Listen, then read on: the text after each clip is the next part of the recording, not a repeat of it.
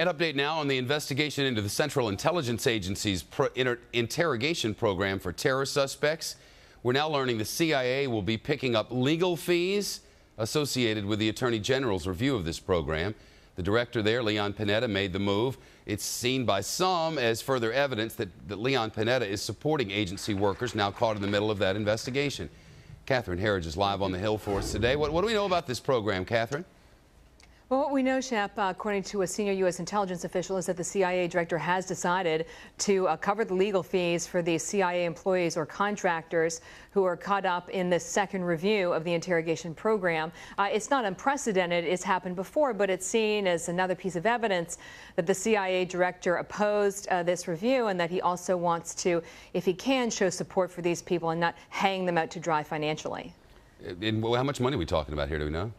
Oh, a couple $100,000 in a case like this. And there are a couple of cases going on right now, not just this one, but there's also been about a 2-year probe into the destruction of CIA videotapes of some of the enhanced interrogation techniques, which would be waterboarding. So you got 2 cases going on concurrently, so hundreds of thousands of dollars. You know, on that destruction of the videotapes, those were interrogations, and they said, well, we still have the transcripts, so they make the argument that they didn't really destroy evidence. But have they said why it was that they put those away?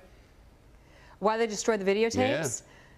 Yeah. Well, the operative who destroyed the tapes, it's pretty well documented now, destroyed them because he felt that there was a political sea change going on, and that down the road there could ultimately be investigations and prosecutions. I know from my own reporting this week, speaking to the CIA,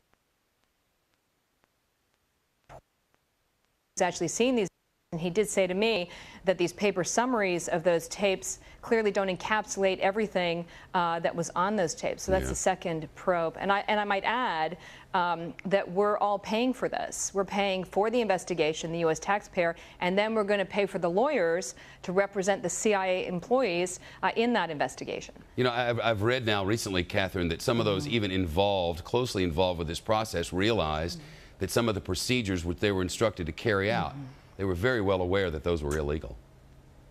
Well, they were, how do you want to put it? There are about 10 cases that they're looking at where people, a term that's often used within the intelligence community is that they were coloring outside the lines. Right. The question whether this next review is going to reach the same conclusion as a previous review, that there was only one case they could prosecute.